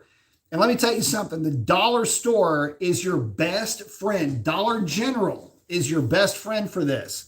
Happen to have it right here. Didn't really get a chance to get into it. It is the No Touch Tire Care Value Size. So here's the thing. I had to do like a shop tour. I bought like 20 of these. I think it was like 15 or 20 of these things. They were selling these things for like $2.50 or $3 or whatever. You go to the auto parts store, these things are like $5 a piece or whatever. Anyway, they were having a special on them. And however many they had, I bought all of them. So I've got an entire like portion of a shelf that's nothing but No Touch tire dressing. I like No Touch for a couple of reasons. One, hey, the price was right. The other reason why I liked it, or I do like it, is that it's not super shiny. It's just shiny enough to let you know that it's clean, but it works really well in just freshening up trim pieces and stuff like that. It works every bit as well as stuff that's much more expensive, and it seems to last every bit as long too. It's funny because some people kind of consider this the bargain basement product of the group. And I mean, I'll be honest with you guys, I don't use anything other than this. And I've always only used this. When I would use, I'll tell you something else. When I would use the Armor All products, the stem that's inside of here, it goes to the spray nozzle that goes down to the bottom of the can so that when you hit the button, it sucks everything out from the bottom while you're spraying it. I don't know what the deal is with Armor All products, but that stem that was in there would always detach from the actual spray nozzle to where you had to hold it upside down to make it work. And that was real frustrating because you'd hold it upside down to make it work, and the rush of the stuff coming out of it would drag the stem back into the hole, but it wouldn't stick. So you'd be spraying, and then it would quit spraying because the nozzle was in the sprayer, but it wasn't in there hard enough to stay. So you'd flip it back over, and you start to spray again and fall out and go to the bottom. I can't tell you how many times I had Armor All products do that to me. Very frustrating. So anyway, it only happened a few times, and I'm just going back to the old stuff. So I went back to this, never looked back. Again, it's a medium shine, so it's the foaming type. It's a medium luster. It's not super shiny. At least it's just enough to let you know that it's clean, but that's really about it. Sovereign saying, "Oh yeah, Resolve, good stuff. Use that stuff on carpet." Absolutely. Chuck saying, "Thanks. Go with the Bissell or Resolve." You got it. So I was asking, is it wise to use Scotch Guard? I don't know that it's bad for anything. I've never heard of it being bad. I wouldn't use it on the steering wheel, mainly because it's Scotch Guard. And I mean, you're going to be touching the steering wheel. You touch your eyeball, pick your nose. You got, I don't know, playing with something in your mouth, trying to get that piece of spinach off your teeth. I just don't know that it's a good idea to be having that stuff on your hands and then be sticking it in your eyeballs and all of your miscellaneous orifice. So I would probably steer clear of that there. But I mean, for a seat or something like that, I don't think it'd be bad. But again, check with them, make sure it's good. I know people used to use that stuff on shoes all the time, and it seemed to work pretty good. So, I mean, having never used it personally myself and just using the brush it with a white rag method or a microfiber rag method, that's really all I've ever done. But should you choose to try it, definitely read the manufacturer's recommendations and just see what they say. And again, I just steer clear of the steering wheel and just brush that out.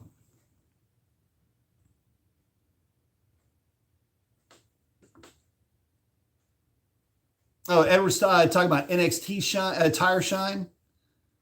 Probably good. Never used it. Someone saying, would Scotch Guard help Chuck after he cleans the seats? Yeah, that's what I was just saying. Kind of maybe. Will saying, yeah, I use Superior Cover and it's a tad pricey. However, it works really well. Just spray it when you're out of the wind. If not, you'll cover the car for sure. Yeah, that's always fun. Judging the wind. I mean, it's true though. I mean, what's funny is that like with the work truck, I'll, whatever I'm spraying the fender liners or whatever, it's just outside. And so it's kind of dressing it up a little bit after going through my experience, my little adventure at the car wash, and I was getting that stuff all over me. I'm like, how do you judge the wind and trying to, anyway, it was a bit of a mess.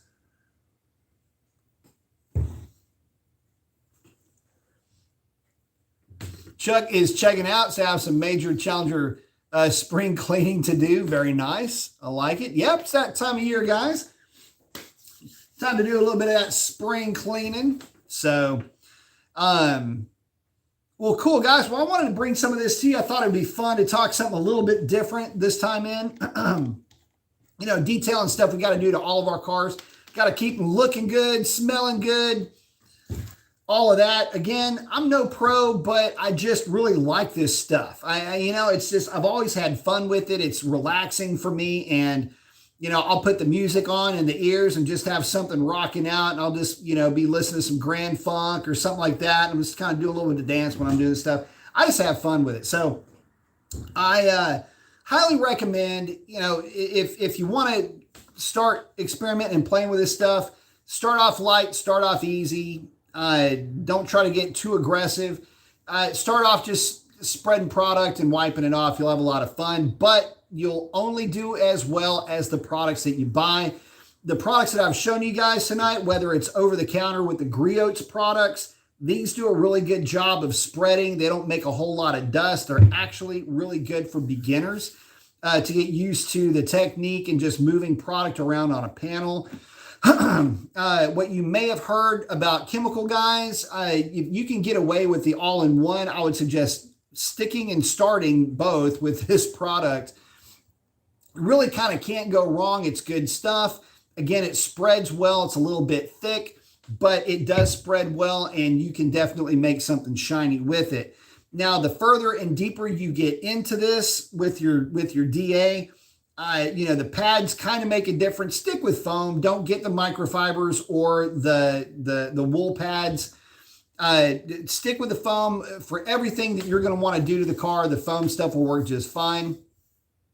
You can go with the hex pads. You can go with the regular foam pads. For what you're going to be doing, it doesn't really matter so much about the pad as much as it does for making sure that the pads are clean when you get done with them. And to clean them, all I do is run them in the water, make sure I don't have any old product or clear coat still ground into it or whatever. And then I'll let them drip dry basically. I know some guys will just whack the throttle on their machine and it makes a huge mess. They've got cleaners, like cleaning apparatuses and stuff like that, brushes and all that. I typically just rinse them and wring them, and they keep rocking and rolling for me. But anyway, that's kind of the machine pad maintenance. And then for really when you want to start making the stuff look good and want to step up the product game a little bit, the rupees, from what I can tell, if this is any indication as far as how well that product is or the brand is going to work, I mean, you cannot go wrong with that. And again, for bulk types of products, for something that's going to work really well and apparently has really good value per dollar, the CB Chemicals, place is made out of Conroe, Texas, for their spray wax, spray detailer, wipe and shine, and their glass cleaner, that ammonia free, works out pretty good. Last but not least, don't forget that R3, the pre-treatment for the bugs, the dead bugs, the tar and the sap and the rubber and all that kind of stuff. I think that seems to be working pretty good for me anyway. Hopefully it'll work well for you too. And of course, Cody's saying shop vac for sure. So yeah, my wife bought me one of the small shop vacs, the pony keg size shop vac. God, we first started dating, and I've had that thing for years, and that thing has been a lifesaver. It's awesome. Hey, Roy, thank you very much, man. I appreciate that. Saying thank you for all the cleaning info. That's very awesome of you, buddy.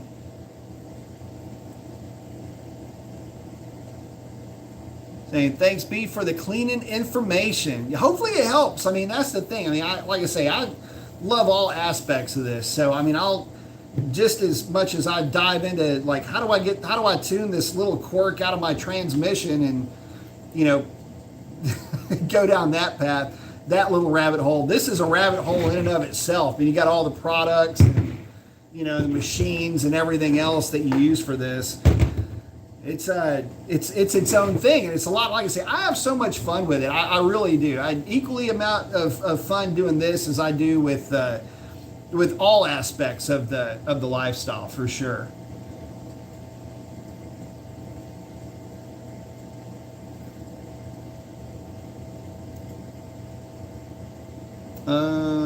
Let's see. Chuck, thanks again, brother. We'll see you next show. So, Sovereign saying, Demonology just went live. You beat Donk Master. Very good. Congratulations, my man. Glad to hear it. Sovereign saying, thanks, B, for all the suggestions. Thank you, brother. Appreciate you coming on. Oh, shoot. I'm forgetting one thing. Hang on. I cannot believe I forgot this. Yes. You got to have your rubber brush. So what this is a rubber brush for your carpet. So remember we were talking about carpet. I've got a couple of these things, and what they're used for is, for one, they're awesome for pet hair. If you've got a dog, a cat, a wife, a kid that sheds, you're going to have that stuff on your feet just walking out the door. And you can never really vacuum all of it out. The rubber grabs the hair and it just pulls it right out. See what I did there? Anyway, it pulls it right out of the carpet, and you make a little fluff ball out of it and it floats off. But you absolutely need one of these things in your life. If you don't have one of these things and you've got a pet, I can promise you all that pet hair and everything is never coming out of there unless you get yourself one of these rubber brushes. This doesn't have any brand name on it or anything like that. Other than made in China, which is all it has on here. Anyway,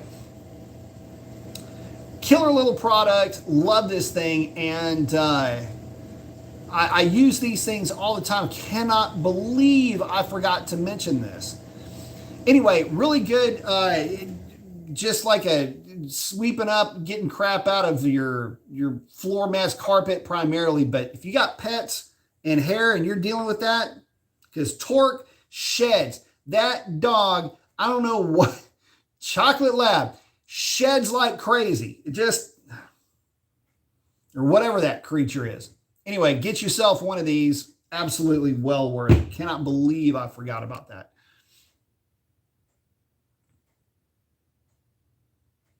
Cody saying, shop vacs make light work of even the most stubborn of stuck dirt. Yes, they do. Will's off to bed. Thank you, Will. Appreciate you, brother. Let's see. Himmy Dad saying, I'm with you on enjoying this stuff. I love getting my car all cleaned up for a meet or a show. Oh, yeah. Sovereign saying static. No, not really. Talking about that though, I'm trying to find a solution to static because my car with that Alcantara seat, getting out of that car in low humidity conditions, I will arc, and I'm not kidding, I will arc a spark about an inch long getting out of that thing. I mean, it looks like I have superpowers getting out of that contraption. Just, freaking send a Jedi to the freaking spirit land with that. That's what it looks like.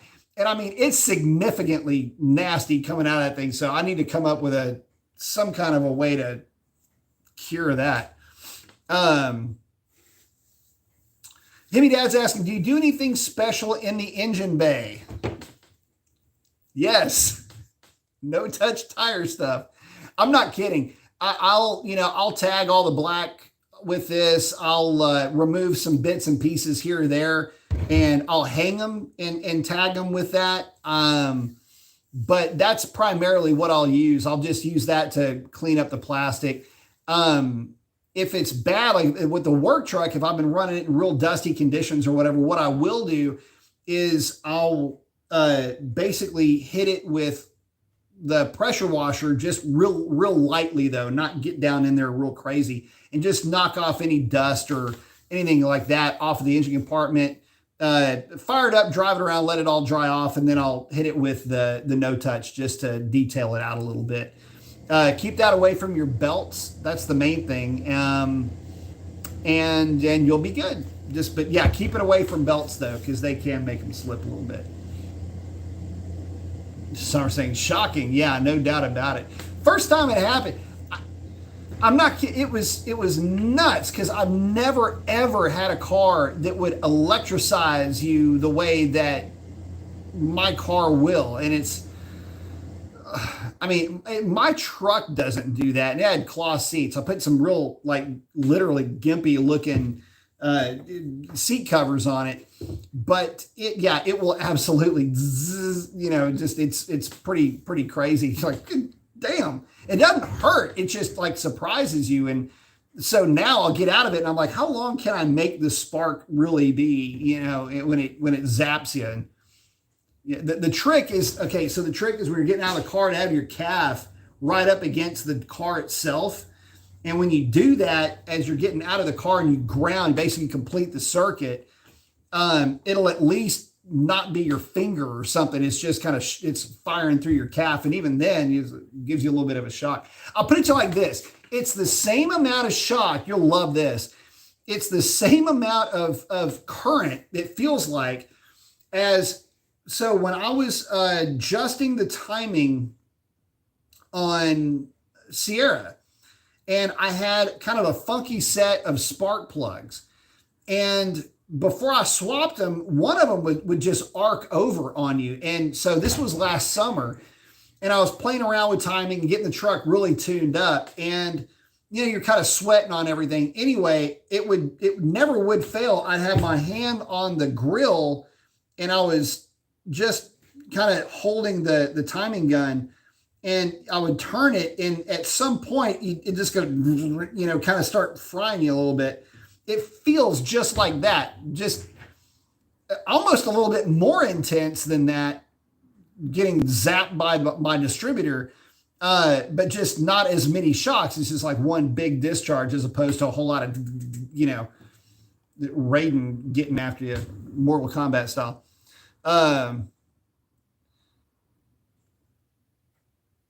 It's okay. I'm getting some at Dollar General next time. Absolutely. No, listen, Dollar General is your buddy, especially when they have these things at like $3, $2.50 or $3.50, whatever they are. Because I know these at my local O'Reilly's, AutoZone, Superior Auto Parts, whatever that other place is called. Anyway, this stuff goes for like $5 a can or bottle or shaker, whatever. Anyway, It goes for like $5 per. And so I saw $3 or $2.50, whatever I got. I think it was like if you bought 5 or more, it was $2. Anyway, I bought all of them. It's whatever they had on the shelf. I literally had baskets of this stuff walking out with them. I mean, it worked out great. So I got plenty to go around. But yeah, Dollar General is your buddy. You can get the microfiber towels there. You can get Easter candy there. You can get, man, if you can't get it at Dollar General, man, you don't need it. I mean, the dollar store, man, that's where all the magic happens. Don't you know?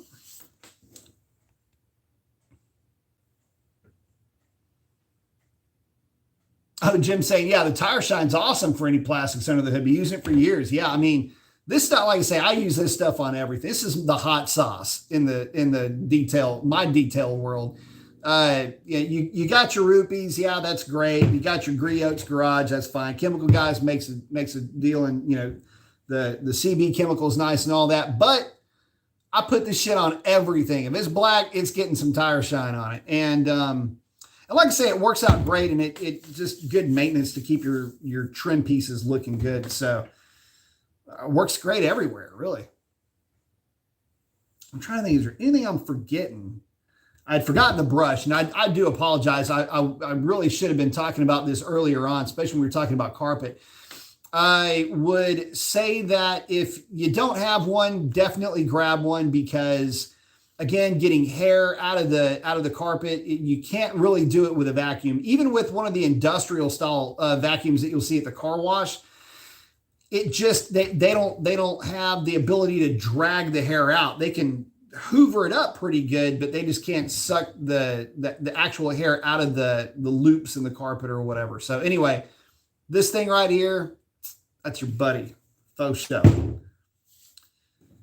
And I think that pretty much wraps it up. Don't forget to get you one of these things, the little flippy flappy for the cleaning of the inside of the glass.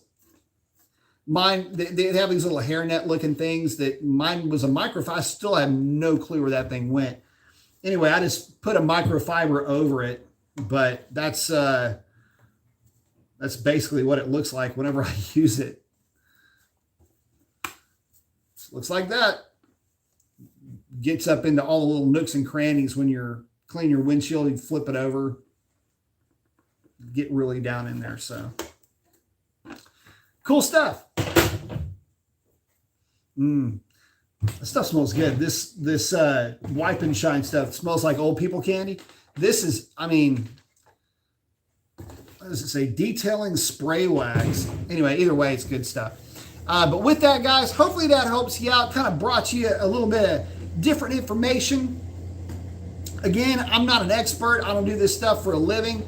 It'd be a right if I could, though, because this is the kind of stuff that makes me happy, smile, and just chills me out. So anyway, again, hopefully that helps you out in terms of picking products, machines, all that kind of good stuff. Get out there and have some fun with your car in a little bit different kind of way. And again, getting the car set up, cleaned up, and all that. For a lot of us, this is just relax time.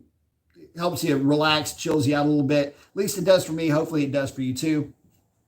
But I'm going to wrap it up. So with that, guys, thank y'all for hanging out with me. Would not do this without you. Love each and every one of you guys. Get out there and do something cool for somebody. Chances are they need it more than you know. If you're going to sit and don't bend it, keep your shiny side up. Ray, miss and love you, brother. And with that, that is a wrap. We'll catch you guys on the next one. Can't wait to see you then. That's a wrap. Adios.